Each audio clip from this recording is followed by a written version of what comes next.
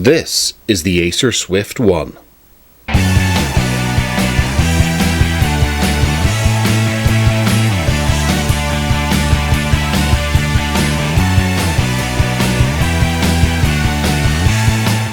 Okay, so the Acer Swift 1. This is essentially a laptop for students. It's a very low-end entry into the Swift series that Acer have been producing for the last 3 or 4 years, and they're generally pretty good. We have up here Acer's Build Your Own Cloud Empowered, and some stuff on the side there. We have some specifications on this side. Windows 10 Home, Intel Pentium quad-core processor.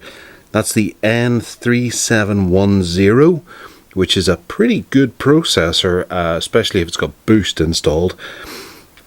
It's got a 14-inch. 14-inch? Okay, I thought it'd be about 11 or 12. Okay, 14-inch HD Acer Comfy View LCD. Intel HD graphics. 4 GB of DDR3 low voltage memory. 128 GB of installed flash storage, Wi-Fi 11 AC plus BT VGA camera, 3-cell lithium polymer battery, and Office 365 1 month trial, not a year but a month. So we're going right in. It's got a warning there actually emblazoned on the packaging for the lithium battery. And we'll cut her open because this is the first that this has been opened. Okay, and it opens like a pizza box. Alright, we'll dig into this side first just to see how many bits it has. We have a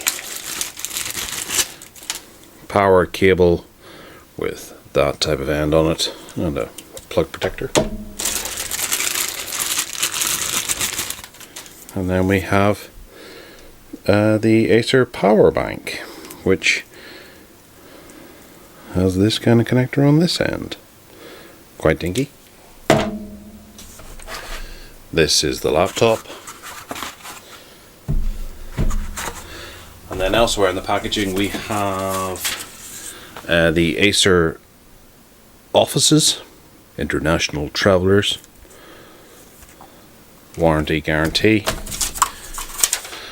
declaration of conformity, and a setup guide. Not bad.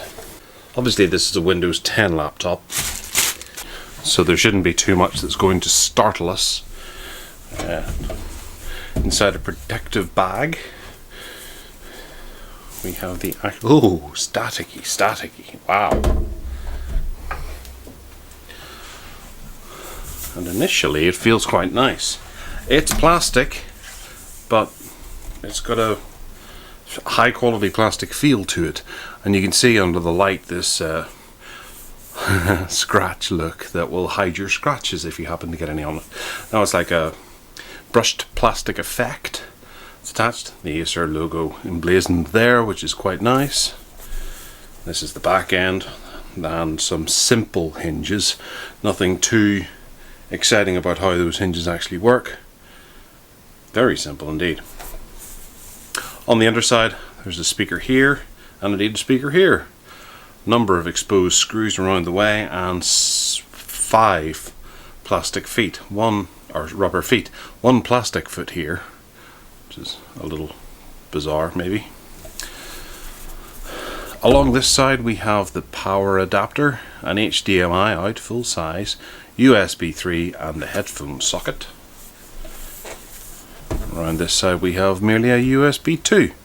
So it's not skimping on connections, but very simple connections. Obviously here we have the actual thickness, which is a little over a centimeter. I'm sure that you can work that out in millimeters if you like, but it's quite thin. It's not terribly thin, not as ridiculously thin as MacBooks and things like that, but for the money it's thin enough and it's not terribly heavy either.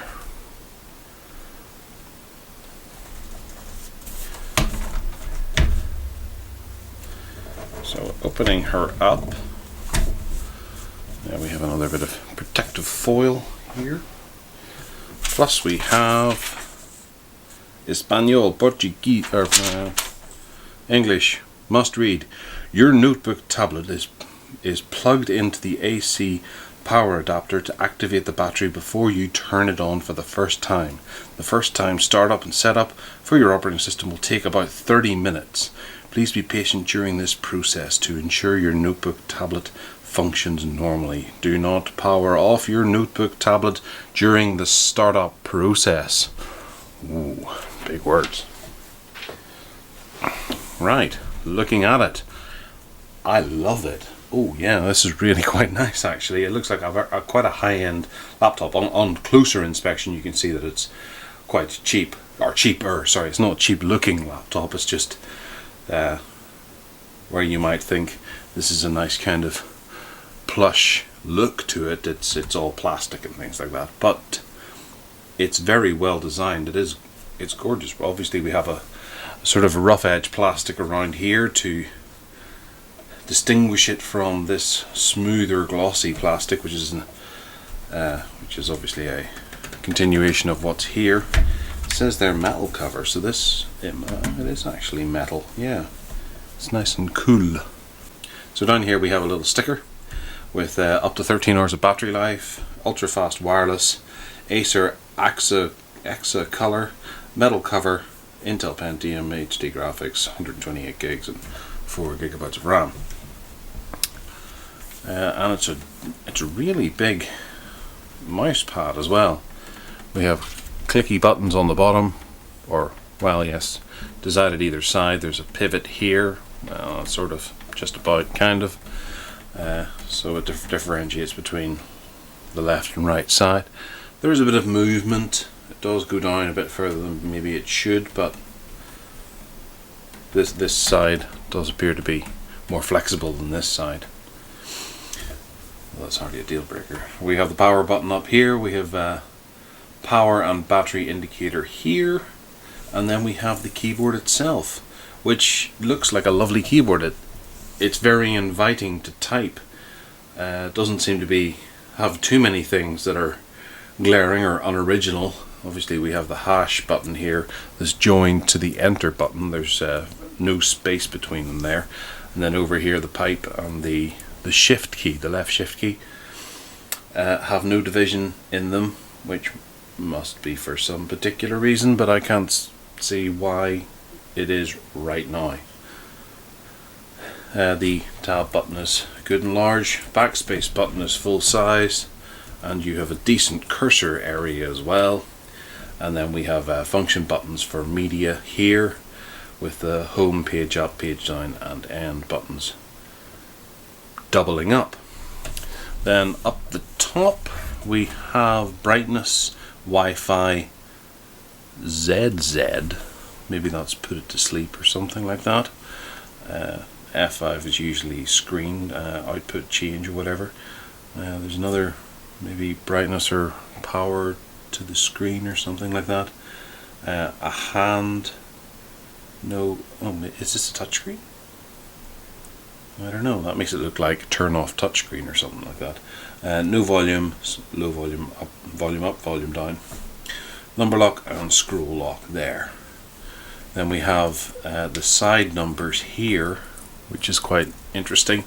They've been dumped into the center of the keyboard, so you're not actually missing what would be over to the right hand side of the keyboard.